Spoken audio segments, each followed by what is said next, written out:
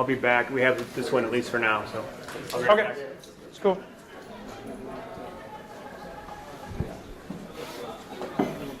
John, how's it going? It's been a while. How you been? Oh yeah, thanks. Yeah, we had the Kickstarter. August was great. Yeah, we're growing. We're growing, trying to hire and expand. This is our early prototype of our hardware unit and a prototype of the box. There's two. Test. But yeah, no, it did really well. We made a switch to a subscription model. We did that about a year ago. Now a year later, we can tell it's so it's good. Now we're just trying to. $79.99 a year. I'm an entrepreneur, and that's like community. Or $11.99. Like,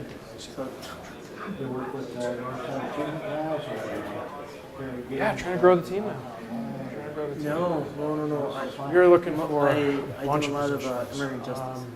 Visual designer, iOS engineer, administrative assistant. Yeah, we need that. Absolutely. Hiring, mechanical engineer. We just hired an electrical engineer. We'll be looking for a marketing person. I guess we happen to know another great up-and-coming marketing person. We'd be happy to hire them. This man is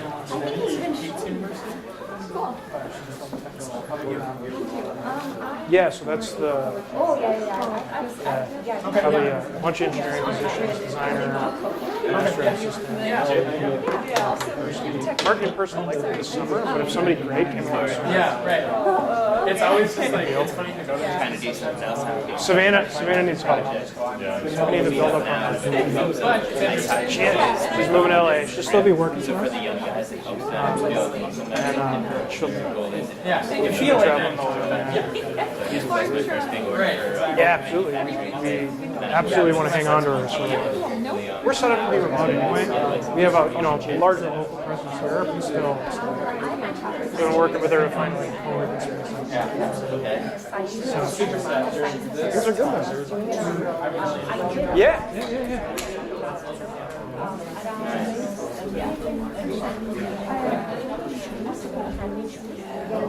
Sure. Well, you need to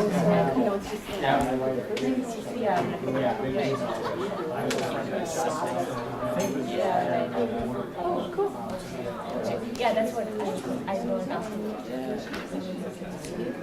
But yeah, now Will you trade the card with me there? But All right, I'm going to wait just a couple more minutes because I think it's supposed to get started at 10:20. I've seen the guy so many people because he's like just but he's a So where are you from originally? I'm originally from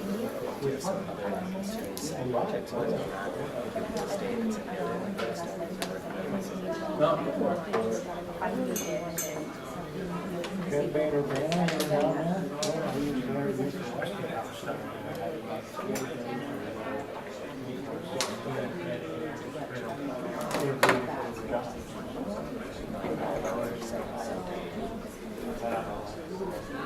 Good to get started. Yeah. No, I'm interested in that. So who do you work with? All right, everybody. So I'll get things started. Thanks for coming to the session today. Braving the snow and coming to this session. I'm Matt Runge, and I am co-founder and CEO at Astra HQ. And today I want to talk about the Kickstarter we had in August. We did a Kickstarter in August, and it ran through October. And it did really, really well for us. We raised close to $650,000 on our Kickstarter. And so today I just want to talk about what I think worked really well for us, what didn't work so well, how we went about getting press, and then finally some tips on ending your Kickstarter on a high note. So I'm just going to get right into it here. So for those of you that don't know us, we are Astro HQ. We are a local Minnesota startup. We make hardware and software tools for makers of all kinds. We started with visual designers with our product AstroPad. And in fact, you may know us as AstroPad. A couple years back, we also won the Minnesota Cup as AstroPad. And that was our first product we did. And what AstroPad is it's a way of mirroring your Mac right onto the iPad. So you can use the stylus, like Apple Pencil, for example, to draw into whatever tool you like to use, like Adobe Photoshop or whiteboarding or anything of that sort. And it's used by professional artists and designers all over the world. And it's been really how we've been growing the company. But from AstroPad, the key thing is it only mirrors. It mirrors the main display. And so there's been a complaint that we've heard time and time again, and that's like, well, I've got this big, beautiful iPad screen. How come I can't use that as another screen in addition to my main computer screen? Why does it only mirror? And so we looked high and low for a way to do that. And a way to do this, to have two separate screens. One of them you can use with Apple Pencil and have them connected via Wi-Fi. And we really, really dug into it. And it turned out that there was no way to do it 100% through software reliably. There were some ways you could hack it and sort of make it work. But for our users that are professional artists and designers, we needed something that was going to be high performance, it was going to be robust, and it was going to be reliable. And so we did discover a way to do this, though. And in order to do it, we had to build a piece of hardware. That's this little guy right here. And so overnight, we went from just being a software company to also adding hardware to our business as well, which was a major jump for us.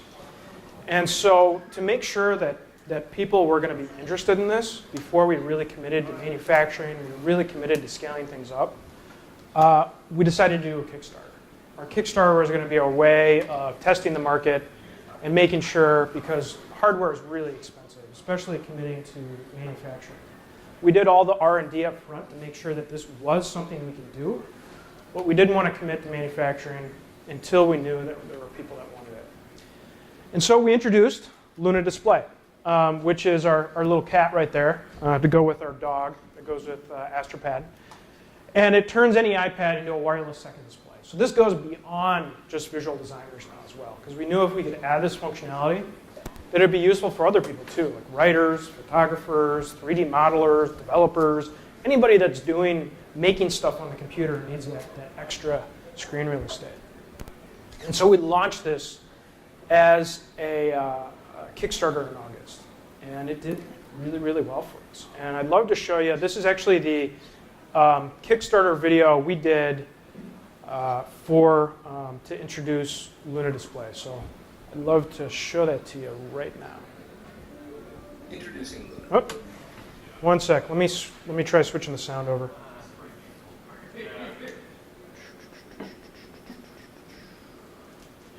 See if this will work.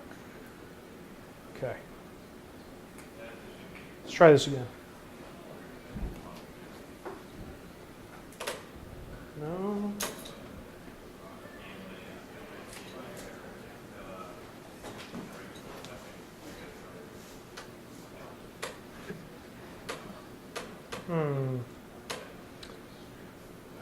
All right, looks like I may just have to try to crank it up on the computer here.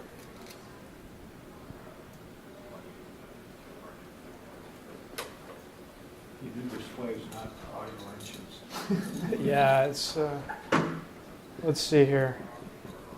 Wait, one sec.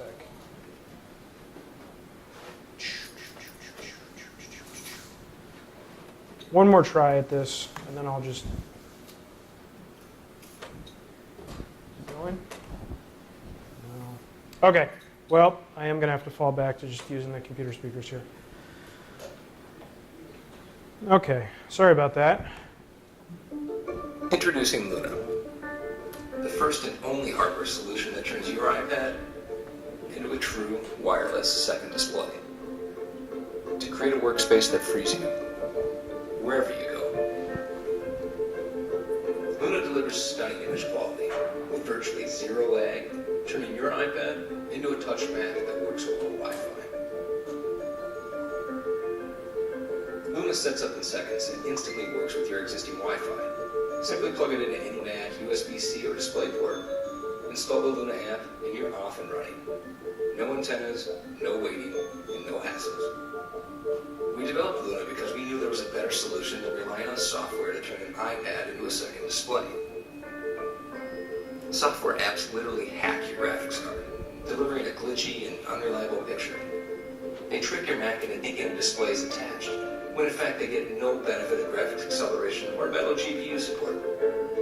So unlike software apps, Luna harnesses the raw power of your graphics card, giving you the full benefit of its graphics acceleration, delivering a stunning second monitor that's 100% wire-free.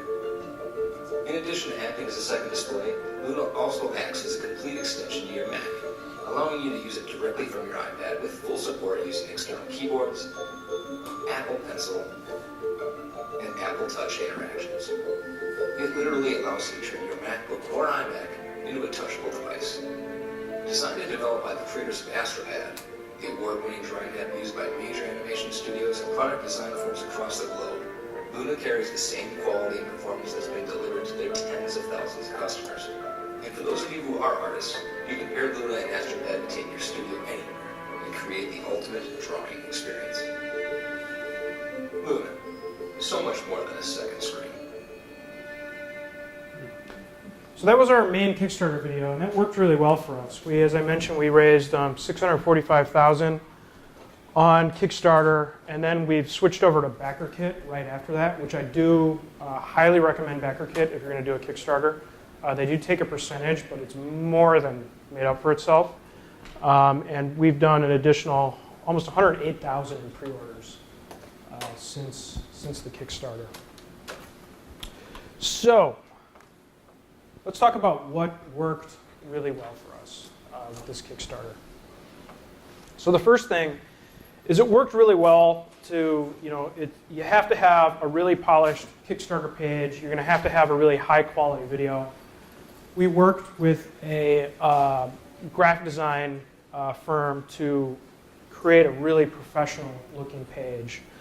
And this is really table stakes. You need to do this. You really need to polish it. In fact, we started 3 months working on just the marketing. I'm not talking product. Product was a year and a half, I believe, before the Kickstarter.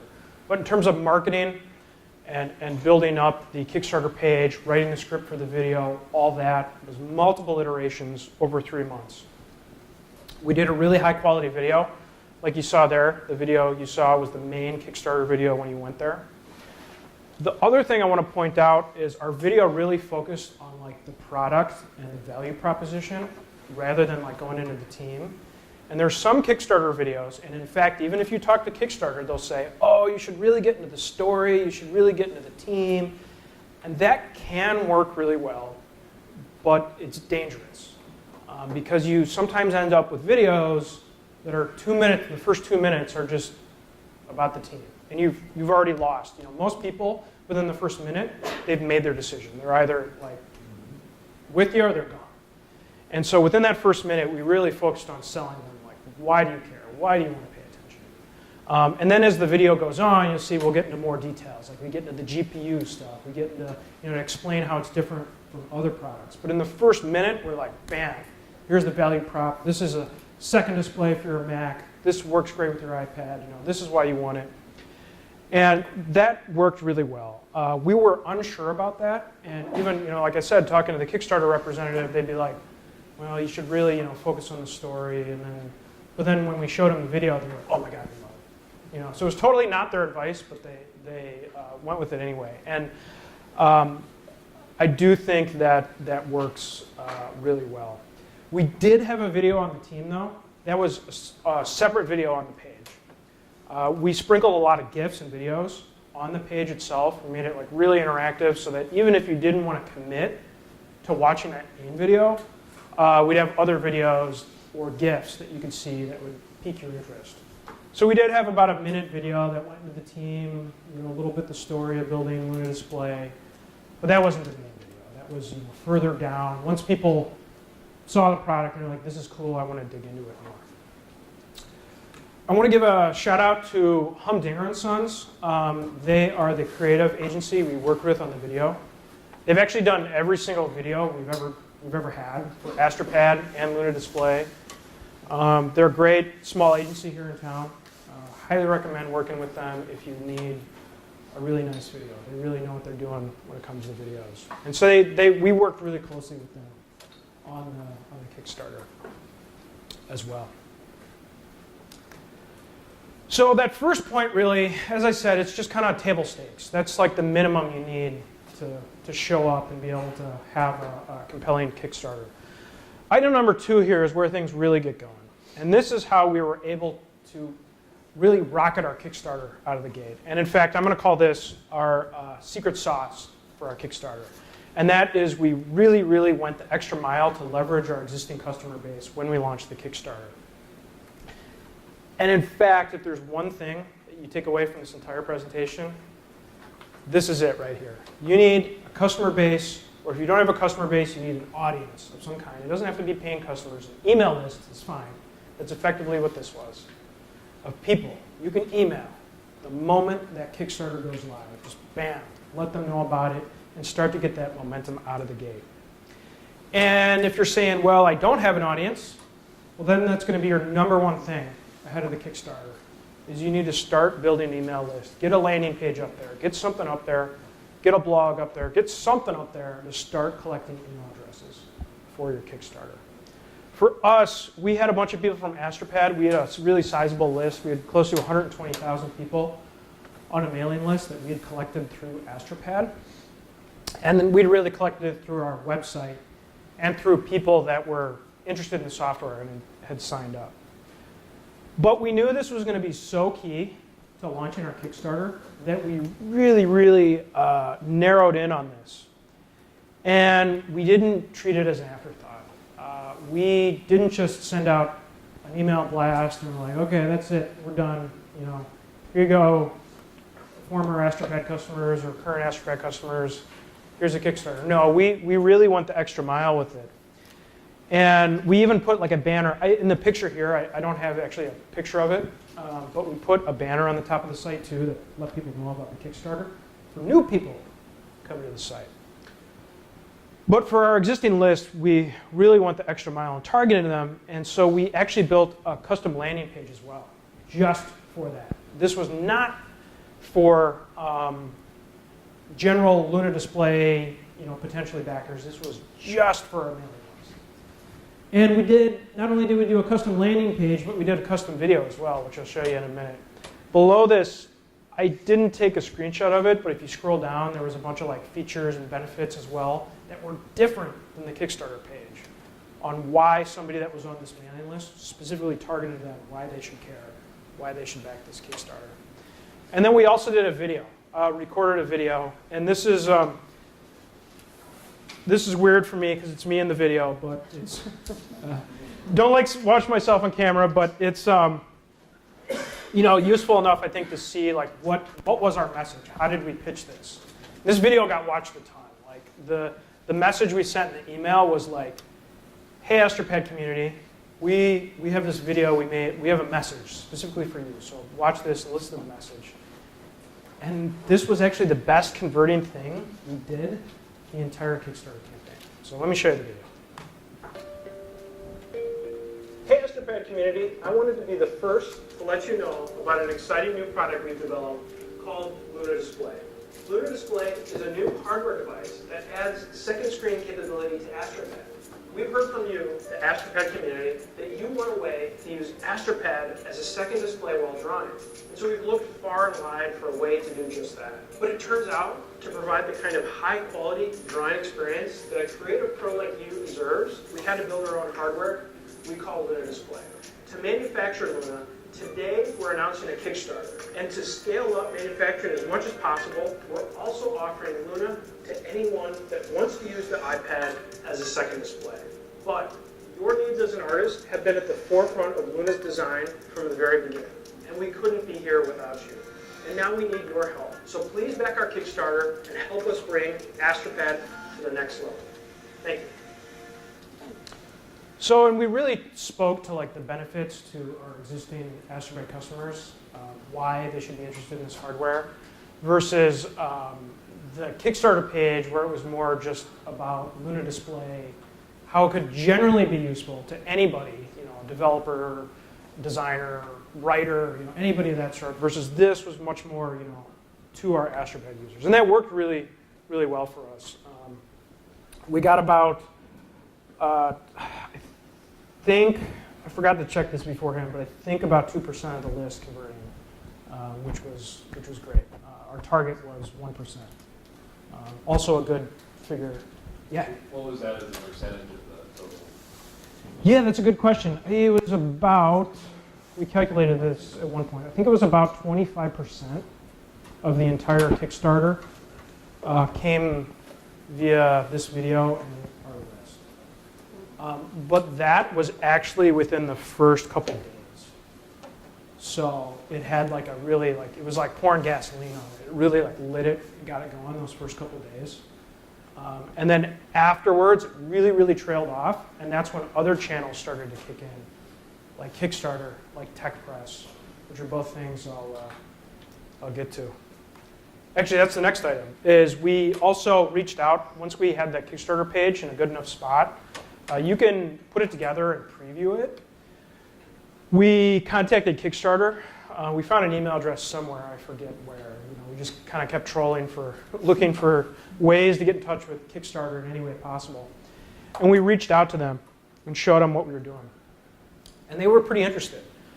And then especially once they saw the momentum we had from our mailing list, then they were really interested. And they were like, okay, we're gonna feature you. So they ended up featuring us as a project. I think we were Tech Project of the Day or something. We weren't overall project of the day, but we were in one of their categories as a featured project, and that really helped. So I'd recommend doing that, reaching out. It's worth a shot. They don't feature that many projects, but it's definitely worth a shot. And the one thing to keep in mind when you approach them is they're really going for more of a maker art community thing, which worked well in our favor. But they really don't want Kickstarter to be an online store where you can buy cool gadgets. That's not their vision for Kickstarter. They're afraid of it being this as seen on TV kind of destination.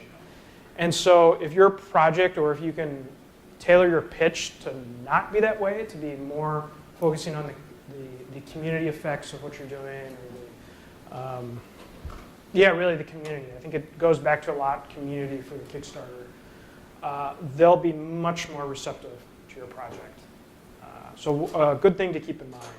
And we really push the art design angle that our company has a background in when we spoke at Kickstarter, and they really like that. So those are some of the main things that worked really well. Another thing I want to talk about is press coverage, and this is really a topic in and of itself that this did work well for us. About 25% of our users came from, as I was mentioned, from the email. And the remaining split came from about half that split came from the Kickstarter platform, and the rest came from the Tech Press. So I want to talk about what worked for us with the Tech Press. But the first thing you need to keep in mind is, in general, the Tech Press is really sick of Kickstarter. This was a big deal 8 years ago, and they were like, oh, cool, Kickstarter projects. Now they've had, I don't even know how long Kickstarter's been around at this point, but they're sick and tired of being pitched Kickstarter projects. So this is old news to them.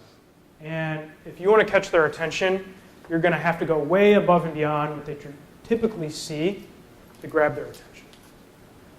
So our method of doing that was we sent out working prototypes.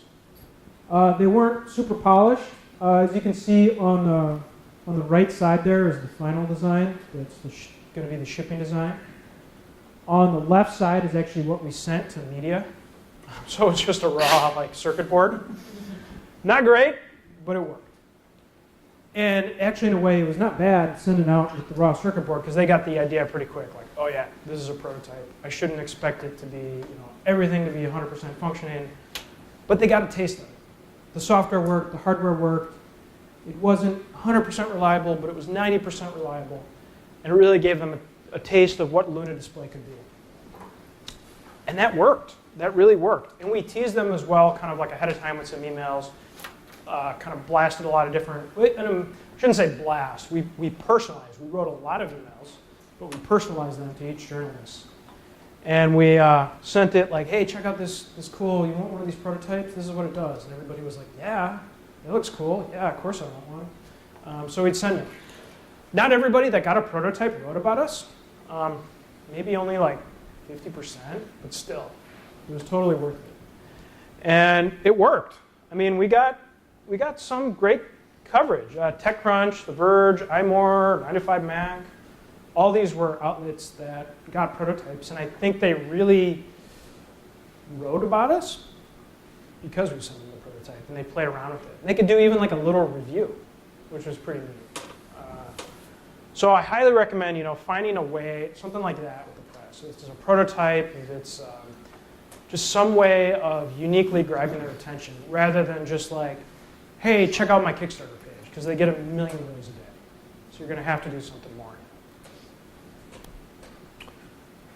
So let's also talk about what didn't work, because I think this can be as equally valuable as like what did work for us, what didn't work. So let's talk about that.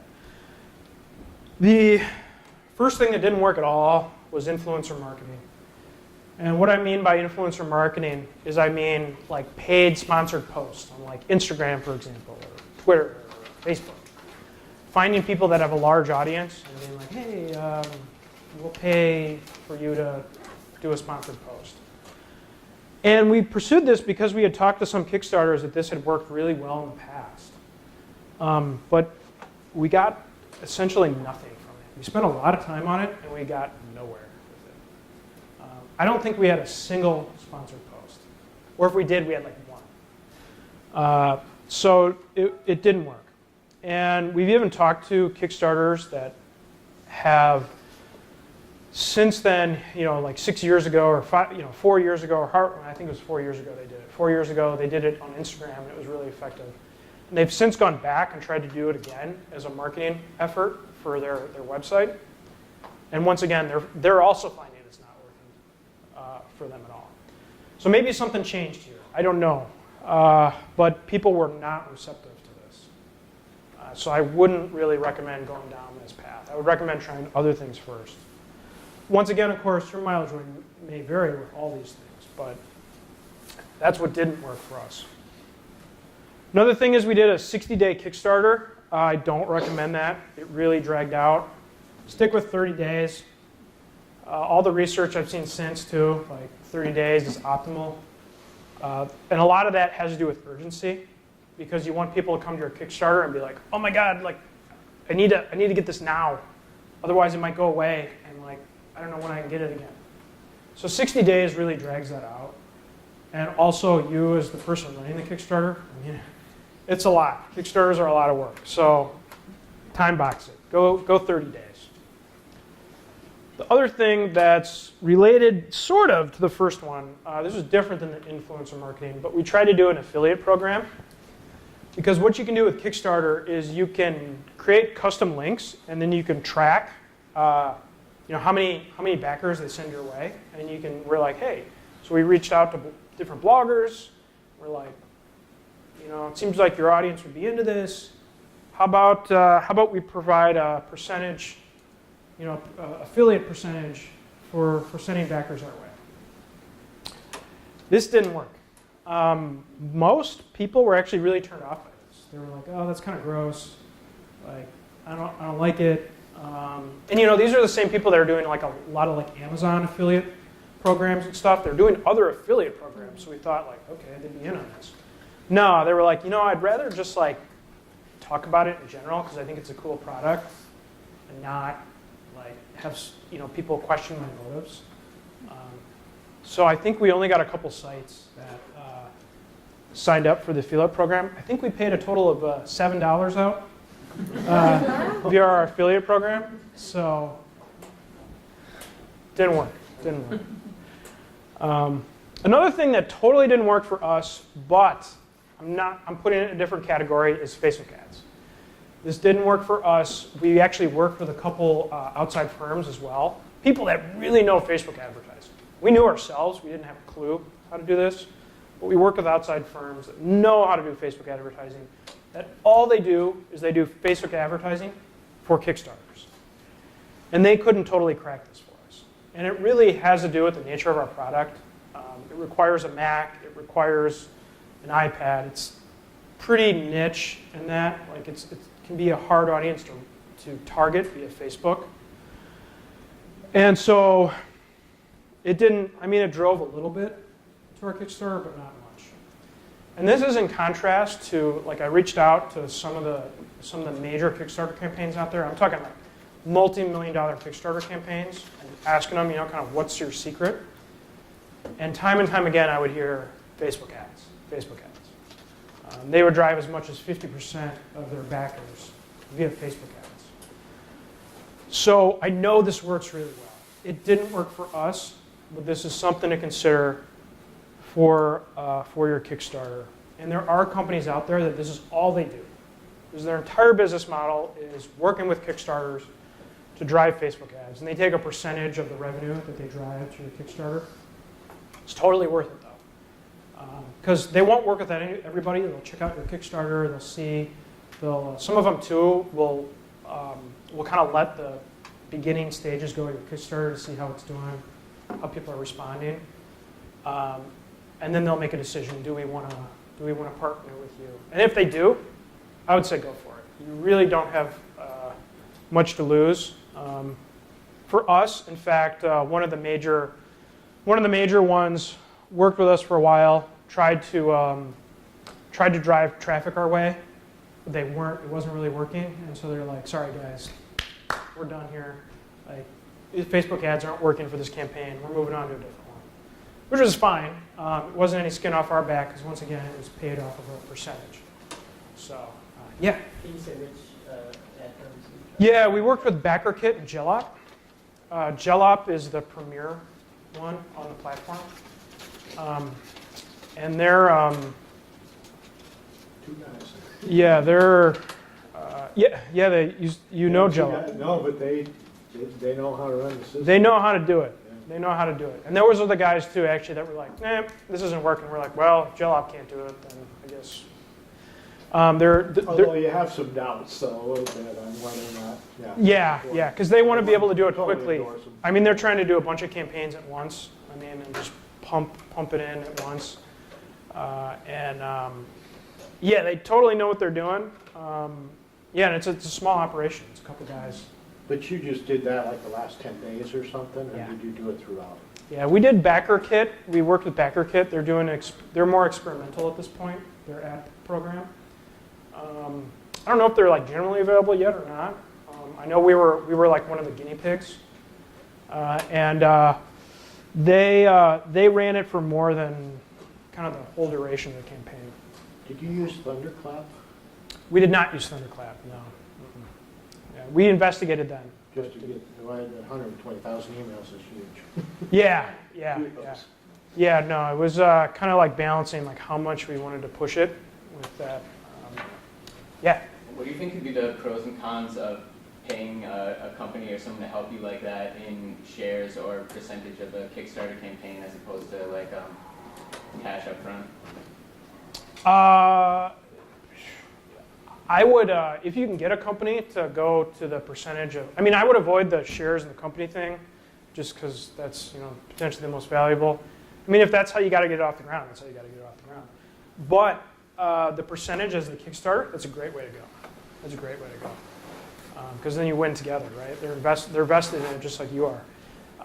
And then even better yet is what we did with like Gelop, where it's a percentage of the traffic they specifically drive to you. But it's, somebody like doing the Kickstarter, let's say the Kickstarter movie, well, you don't know exactly how much so you can't do that. You need to do more a percentage of maybe the overall Kickstarter. But that's a great option. I don't know if you're in the Q&A yet, but we started it. Yeah, no, we can. I've got a little. I can answer your question. I do have two. Yeah.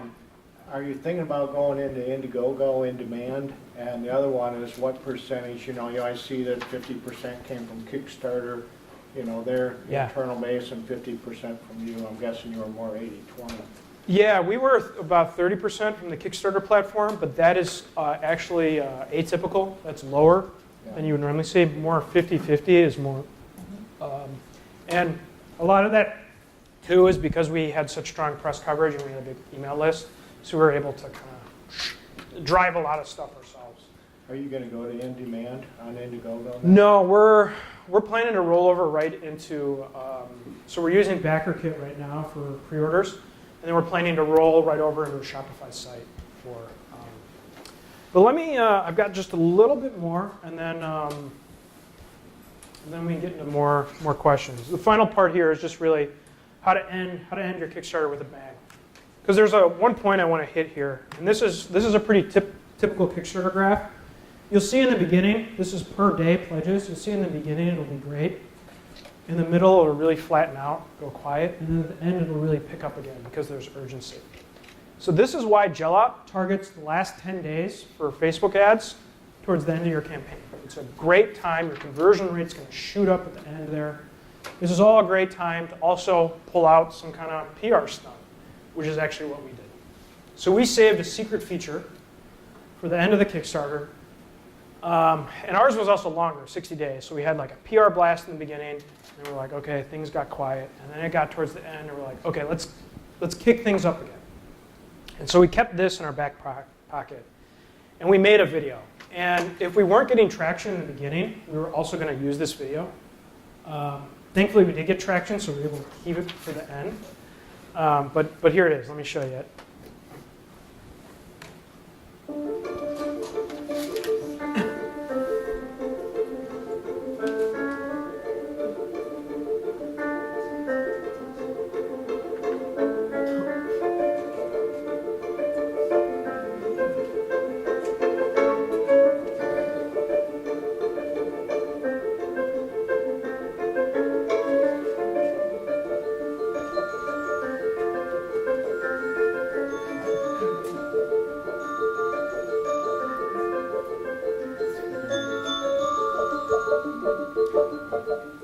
So we were like, surprise, there's this cool new feature. And it really took off. We actually promoted it via Medium post. That was our way of like getting it out there because we wanted to try to use their platform. And it worked. We ended up being a top post of the day. They featured us. And we got almost close to 100,000 views on this. And it really started to spread around. So this really, saving a trick like this really worked for us. And in fact, we started to get PR coverage, press coverage again. Here at Co-Design picked us up. We also got Fast Company to pick us up as well, feature us in here, which we were super happy about because we've been trying for years to get them to cover us, and we never had. So we were happy about that. But not only did Fast Company hear about us, but so did Apple. Dun, dun, dun. And they called us and they said, yeah, that's pretty cool, but we don't like what you're doing with the camera. We're not going to allow that, so don't even try and submit it to the App Store. And we're like, ugh. So it was cool while it lived, but it is now dead. It worked. I wish we could still have it as a feature, but it worked to get press, that's for sure. So that's everything. In summary, the big thing, the big takeaway is leverage an existing audience. And if you don't have an existing audience, you better start building one today. Doesn't matter how small it starts. Our Astropad list, we started at 0 as well. We've just been at it for many years now, collecting that list. Go above and beyond to attract the press. Do something a little crazy. I don't know, mail them something. I don't know, mail them a handwritten letter. I don't know. Something that, they're typically not going to see. Consider Facebook ads. They're a really, really powerful tool for Kickstarter. They didn't work for us, but seriously consider them. And then finally, if you can, leave a trick up your sleeve to really close things out on a high note and really keep everybody excited towards the end of your campaign. And before we close out, I do want to mention, if this stuff sounds cool to you at all, we are hiring a bunch of positions. Visual designer, iOS software engineer, Windows engineer, administrative assistant, marketing, bunch of stuff. So either talk to me or go to astrahq.com/jobs if that sounds cool to you. And so with that, questions? Thank you. Yeah. So you talk about getting the list going now, and that's Yeah. something that we've been trying to work Yep. on. And we've been doing Facebook ads and Yep. stuff like that. Are there really good free ways to do that? Content marketing. It's a ton of work though. You're not going to get overnight, we're working actually on it now. Again too, we're building a second list to help us with Luna Display, and we're doing it through content marketing. Just getting posts out there, getting videos, getting different things out there that are interesting. It's definitely playing the long game though. So the sooner you can get going on it, the better. Otherwise, Facebook is a really good way to build an email list. It's going to cost you something, but that's a really, and that's I know part of the standard Kickstarter playbook now too, is to use Facebook to build an email list, and when you launch your Kickstarter, bam, hit it. Can I just follow up? So Yeah. we use that Facebook ad to drive people to a landing page? Is that how you do it? You could do that. There's also a way to do it too, where you can collect emails right on Facebook.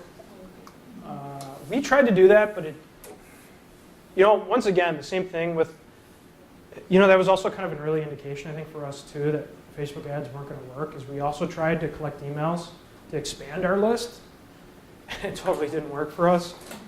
But I know tons of other projects that it has worked. So definitely something to try.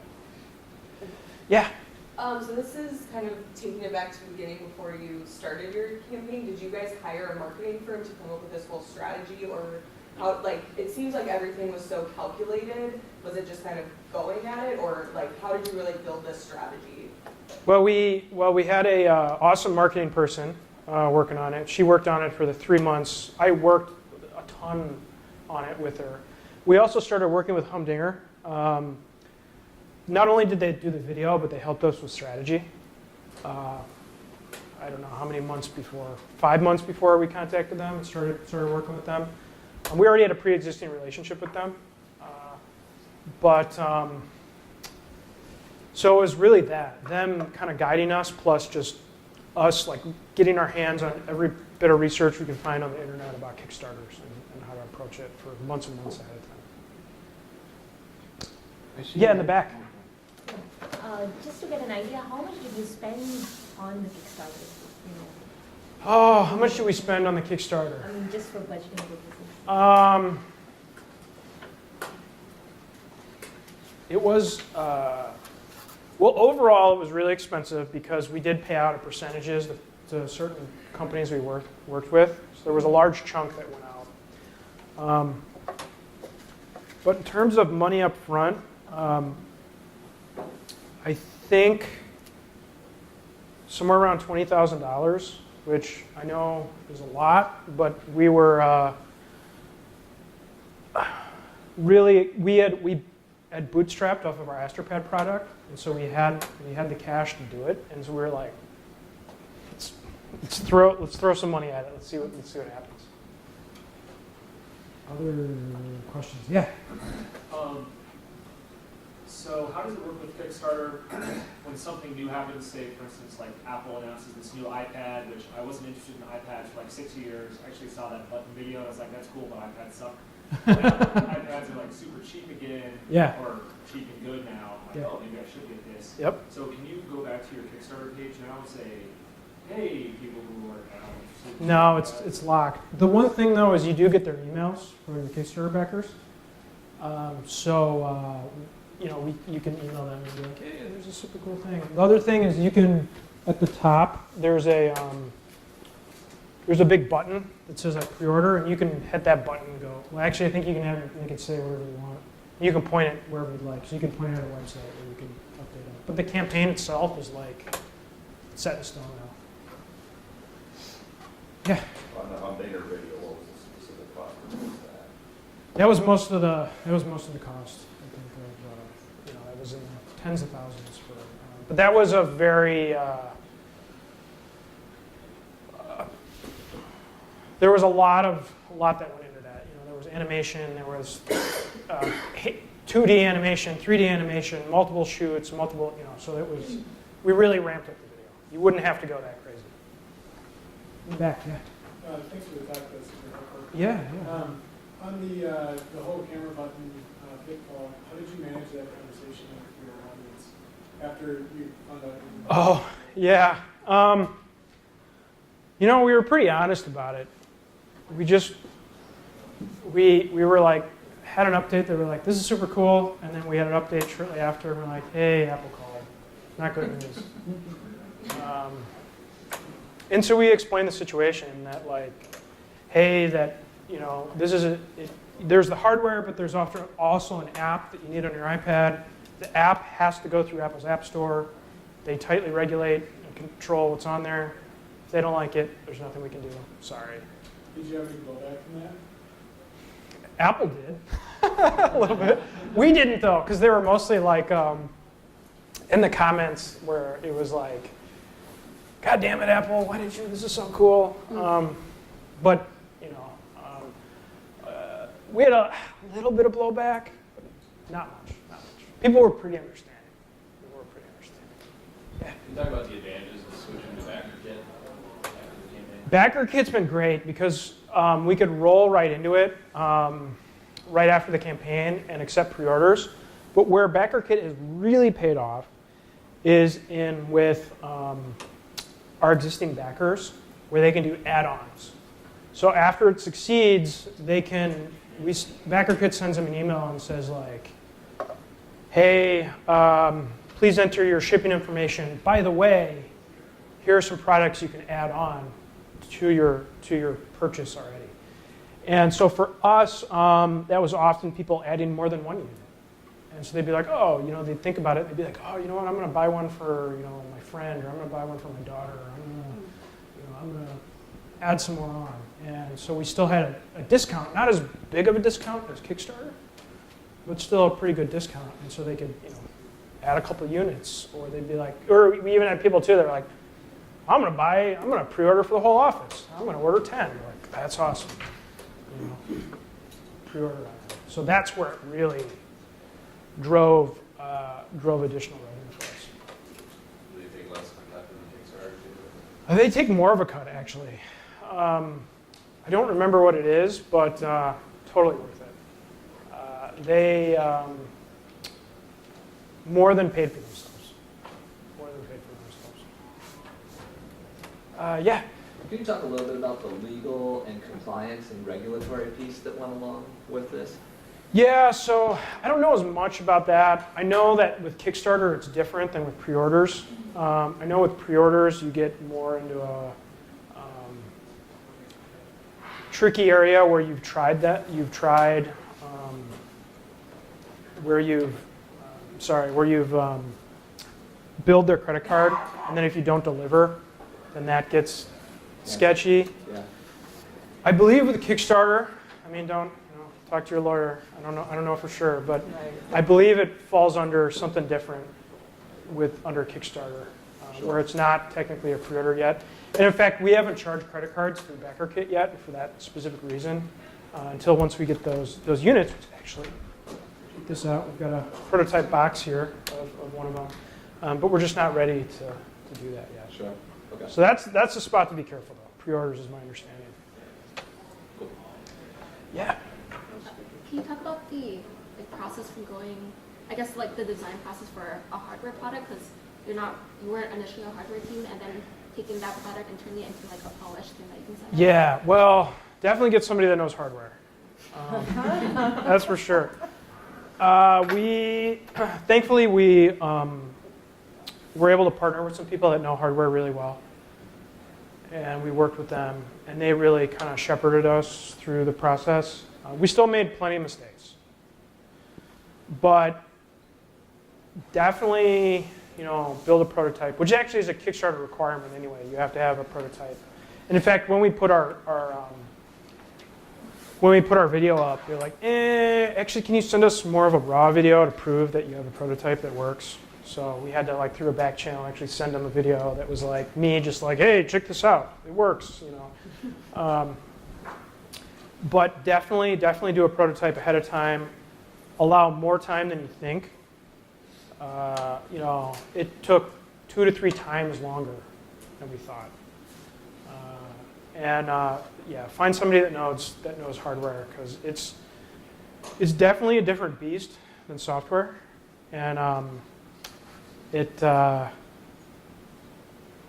everything takes so much longer than software.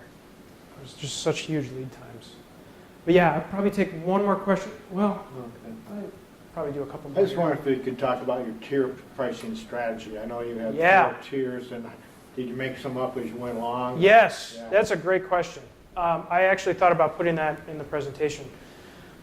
In the beginning, it's all about momentum. So you want the biggest discounts in the beginning, and then as the project goes along, you want bigger discount, or less of a discount towards the end. Because in the beginning, you want to limit it. You want to have like a really great discount just to get the momentum started, to get people to commit now. And you want that a limited number of units. So you want, like, I don't know, only 100 units. And, you know, it's like, oh, this is a 40% discount, 100 units. And then people see that, and they're like, oh, crap, I need to buy now. So that they don't go like, oh, I have 30 days to think about this. Because in the beginning, you need that acceleration on your Kickstarter page. So then as that one goes out, and then you have another. Okay, it's 30% off. It's 20% off. You know, you need to build a strategy for that. And then we also did adjust it as we went along, because actually our Kickstarter did way better than we expected. And so we're like, oh man, we need to add units. And so they'll allow you to do that too. Go back in and add units to your series of rewards. So I'll probably take one more question, and I should probably, yeah. How do you protect yourself from competitors using your products? Yeah, that's a great question. That's really hard. For us, it's about the, yeah, almost done. That's about the software, because even if they copy the hardware, they need the software piece. We keep the software really locked down. But I guess the other thing I would say to that is brand. Focusing on building a brand so that even if somebody copies you, they want to go to, you know, not the cheapo brand, they want to go to the original innovator. That's a really tough thing. All right, well, thanks everybody.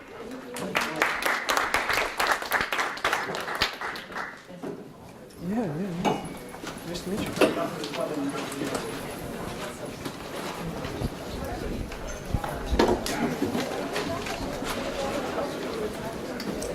Oh,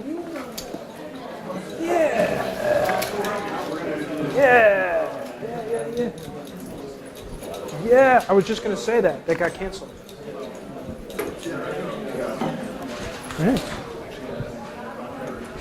Thanks.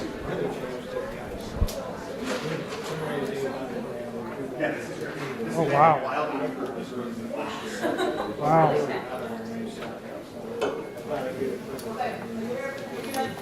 Cool. Yeah. Do it again. Yeah, no, it's cool.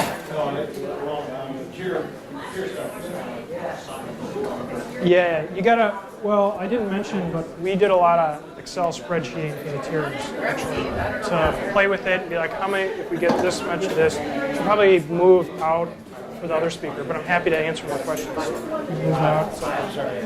No, that's fine. What were you? Yeah, for sure. I don't know.